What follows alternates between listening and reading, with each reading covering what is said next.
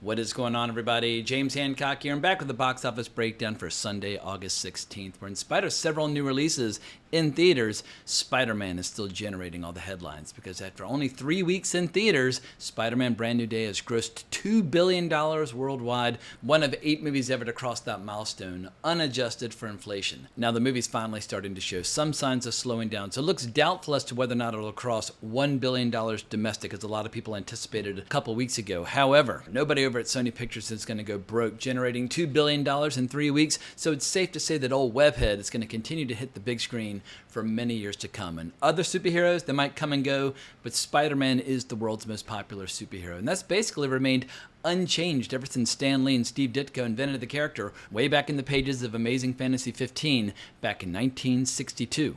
But the most high-profile new release this past weekend was The End of Oak Street, which opened a respectable but unremarkable business with $21 million domestic and $26 million from international markets. The movie only has a reported budget of $80 million, so it doesn't need to do Spider-Man levels of business just to justify its existence. For my part, I'm just glad to see David Robert Mitchell back in business. 12 years ago, when he released It Follows, it grossed $23 million off a budget of $2 million, and it looked like he was going to be the next big thing within the horror genre. But then he took all that momentum and all that goodwill, and he just completely squandered it on a far more experimental movie, Under the Silver Lake, a movie which has its fans, but it only grossed $2 million worldwide off a budget of $8 million. That's catastrophic, and this should be obvious to anyone, but if you're going to make a non-linear, kind of artsy-fartsy movie, even if it has some great ingredients, keep the budgets very low, because the failure of that movie completely derailed his career at that time. But luckily, The End of Oak Street feels like a nice, safe base hit that proves he can be a reliable commercial filmmaker. And I've heard from a lot of people out there that The End of Oak Street was better than expected, but I just couldn't pretend to care about yet another dinosaur movie coming out of Hollywood, because on this channel, whether I love a movie or I hate a movie, I try to tackle movies on this channel where I'll have a really strong take one way or another. And also at this point, I've just had a belly full of early 80s nostalgia, especially suburban early 80s nostalgia, where you have kids riding around on bicycles pretending like they're starring in E.T. Now, don't get me wrong, I love the movies that were made in that era. I was born in 1976. I grew up on all those movies, but I've had enough of people trying to recapture that era. I'd rather just watch the movies by Steven Spielberg or John Carpenter or Joe Dante or David Cronenberg or Paul Verhoeven or any other big filmmaker who was active at that time. And when it comes to that era, specifically 1982, I get it. It was a really good year at the movies. Here's a brief list of just some of the science fiction and fantasy films that came out in 1982. But we had Blade Runner, E.T., The Thing, Star Trek II, The Wrath of Khan, Tron, Conan the Barbarian. I mean, the list just goes on and on. But let's just say, if you're a 6-year-old kid like I was, watching all these movies, yeah, 1982 rules, but once again, I don't need to see movies trying to recapture the flavor of that era, especially movies produced by J.J. Abrams, but also, there's a very good chance that I completely misjudged the movie, but when I saw the trailer and I started hearing Ewan McGregor's fake American accent, Starbuck with streak down barking. Could have been lights from a helicopter. Or a UFO. Aliens. Shut up, Dad. and I started seeing all the characters introduced, so it's like, you know what, I feel like I can see the arcs for all these characters without even seeing the movie. But if I got it wrong, I apologize. I just, I like anybody, I have my blinders on, and I have my own personal bias that I have to wrestle with. But it's great to see David Robert Mitchell back in action. I remain incredibly fired up for his sequel to It Follows, which is called They Follow, which is actually being shot right now and is due in 2027. And it's being produced by Neon. And I feel like of all the big production companies and distribution companies out there, when it comes to the horror genre, Neon's track record is incredibly reliable.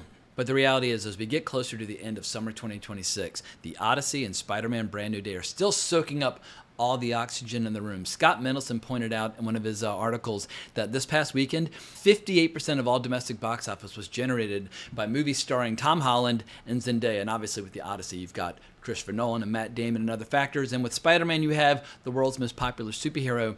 But it's crazy seeing just how popular Tom Holland and Zendaya have become, because throughout my life, I've seen a lot of big, high-profile Hollywood couples. And Hollywood couples have been a thing for a very, very long time, going back to like Clark Gable and Carole Lombard, or Douglas Fairbanks Sr. and Mary Pickford, or obviously like Elizabeth Taylor and Richard Burton. They were like the biggest tabloid couple imaginable. And throughout my childhood, obviously you had like Tom Cruise and Nicole Kidman and couples like that, or Brad Pitt and Angelina Jolie.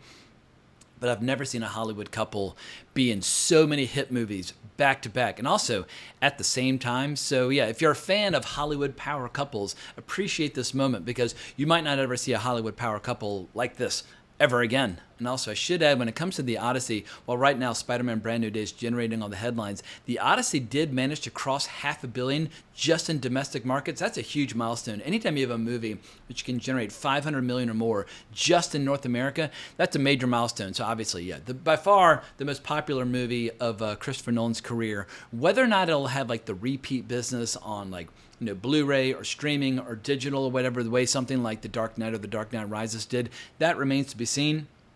But theatrically, yeah, that movie's still fully booked in a lot of IMAX theaters up until September. But with all these giant blockbusters out there, it's easy to overlook some of the smaller movies out there. But I do want to call attention to The Rivals of Amaziah King, which I reviewed on Thursday. It is my favorite movie of 2026 so far. And obviously, we still have a few more months to go. We've got the great fall movie season, as well as movies like Dune Part 3 coming our way. But The Rivals of Amaziah King, it just made me feel complete, unbridled like joy and glee on several occasions, and I do not take those emotions lightly. Perhaps it's a little overly long. It definitely sags in the middle, but the beginning and the end are incredibly strong. So if you have a taste for Southern cuisine, bluegrass, as well as tales about organized crime, I strongly recommend you take The Rivals of Amaziah King for a spin. And it did manage to generate a little bit of box office this past weekend. It generated $930,000 across 632 theaters. That's not the world's greatest per theater average, but it's going to expand to more theaters this week. So the marketing on this movie has been incredibly weak. I wasn't even aware of it until I saw a poster a couple days prior to seeing it, and I just happened to kind of stroll on in with no expectations of any kind. So I want to do my part on this channel by raising awareness of The Rivals of Amaziah King. And speaking of small independent movies, Teenage Sex and Death at Camp Miasma is also continuing to expand very successfully, and it's going into wide release this week. The audience for this movie is niche, but they're like, oh my God, this is a movie made for me, and they're eating it up like ice cream. So check out the trailer to Teenage Sex and Death at Camp Miasma. It's not going to be for everybody, but for the people that it's made for, oh my God, it's going to be easily far and away their favorite movie of 2026. Now, there was also a new Paw Patrol movie in theaters this past weekend, and it managed to generate more than $20 million. I can't talk about Paw Patrol. I've sat down and watched a few episodes with my nieces and nephews over the years, and I would rather go to the dentist and get like a really painful root canal with no pain medication than watch Paw Patrol. And if I were 3 years old, maybe I would think it's the greatest show of all time or greatest movie franchise or whatever the case might be. But I cannot pretend to give a shit about Paw Patrol. So we're gonna head over to Variety now and hear Rebecca Rubin's expert analysis, where she will acknowledge the contributions of Paw Patrol to the weekend. But let's start with the title of the article. Box office, Spider-Man Brand New Day remains number one with 70 million. End of Oak Street debuts to 20 million. Dog Days of Summer, this year's August at the box office, didn't get the memo. This popcorn season is ending with a bang rather than the usual whimper as Spider-Man Brand New Day and The Odyssey continue to pack in crowds. Meanwhile, two new movies, Warner Brothers' prehistoric sci-fi mystery The End of Oak Street with Anne Hathaway and Ewan McGregor, and Paramount's animated sequel Paw Patrol The Dino Movie, each debuted above 20 million. Despite those newcomers, Spider-Man Brand New Day remained number one in North America with 70 million in its third weekend of release. Sony and Marvel's comic book epic starring Tom Holland as Peter Parker has been a behemoth with 785 million domestically and 2.02 billion globally to date. It is the second fastest film to join the $2 billion club after 2019's Avengers Endgame, which accomplished the rare feat in 11 days. The Odyssey stayed in second place with 23.2 million in its fifth weekend of release. Universal's big budget Greek epic has generated a staggering $504.6 million in North America and $1.29 billion worldwide to date. That's after debuting this weekend in China to a solid $36.6 million. It's the second highest grossing movie of the year after Spider-Man, as well as director Christopher Nolan's biggest of all time. An especially impressive feat for a drama that's nearly 3 hours long and adapted from a poem that's thousands of years old. Hollywood is celebrating because this summer's box office is already the biggest since the before times, with revenues surpassing $4 billion for only the second time since COVID.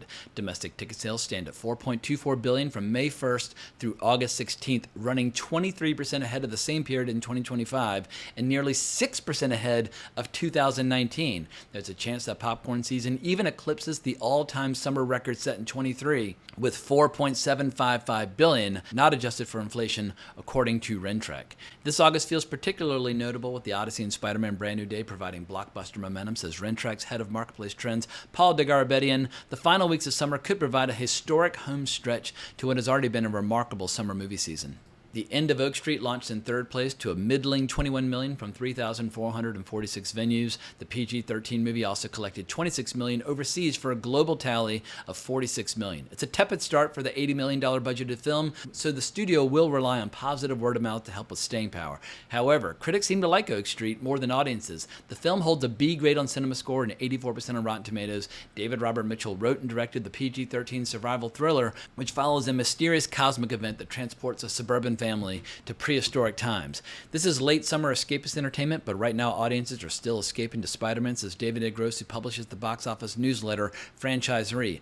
Unless Oak Street rebounds, it'll be the latest underperforming tentpole for Warner Brothers, following June's Supergirl and this spring's The Bride. It puts pressure on the studio's Tom Cruise-led comedy Digger, which opens in October and carries a substantial $130 million price tag. Yeah, let me pause for a quick interruption. It's incredible how in 2025, Warner Brothers had a string of hits that was the envy of the entire town, and here we are 12 months later, and it's a complete and total embarrassment. And obviously, at that time, they were trying to position the studio for a possible sale. So I think they very deliberately front-loaded their slate with all their winners and saved all their stinkers for 2026. Never in a million years did they expect that they would still be kind of going through all this all these political shenanigans trying to figure out whether or not the merger with Paramount can even go through. But that's another video or another topic for another day. But yeah, Warner Brothers has had a terrible 2026, but it's not surprising because the movies have been terrible. The Bride was awful. Supergirl was awful. But I am looking forward to Digger. But with a budget of $130 million and a movie that looks wildly experimental and very artsy-fartsy, that could be yet another high-profile financial failure, even if the movie's amazing. I mean, director Alejandro González Iñárritu,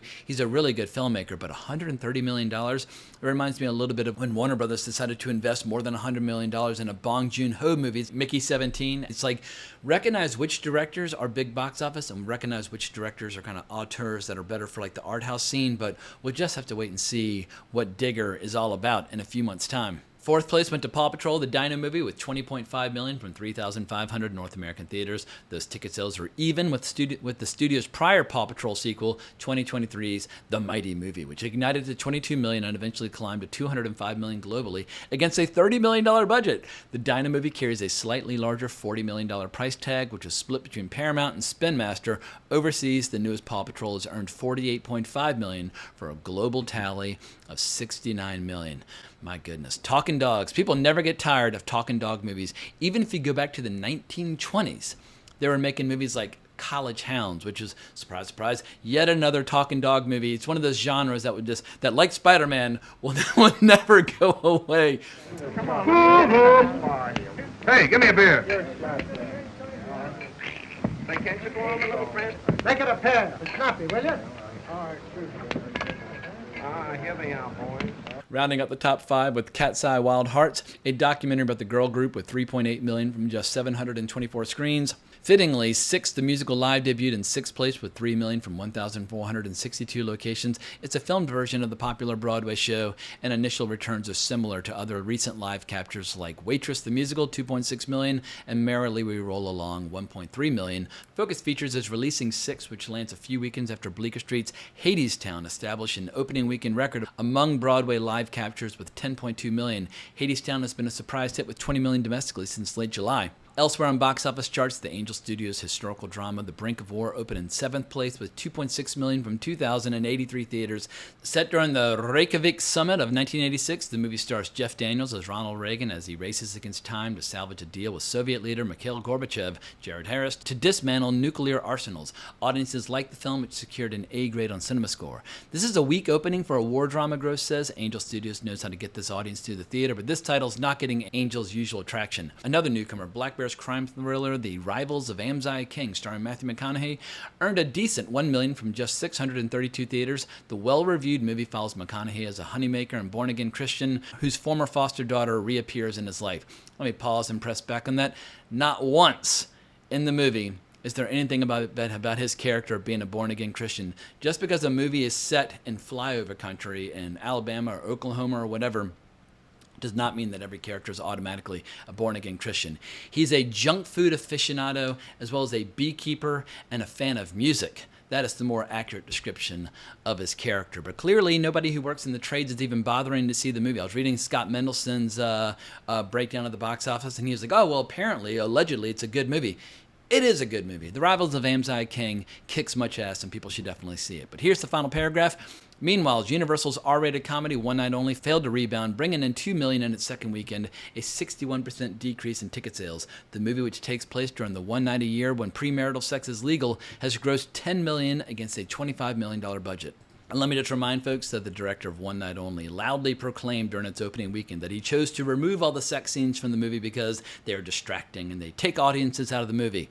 Yeah, big mistake, buddy. Perhaps you should have done an X-rated cut where you put not only the sex scenes back in, but also some additional sex scenes that don't even make sense to the plot, because right now the movie is absolutely failing to find an audience. But coming up this week, the only thing I have on my calendar right now is a really bizarre, experimental-looking European sci-fi flick called The Hotspot. I imagine it's going to make like $5, but I'm going to see it later this week. I'll be hoping for the best. It's from this, I think it's a Polish director, but some experimental director who made this really bizarre movie about mermaids. I think it's called The Lure 10 years ago.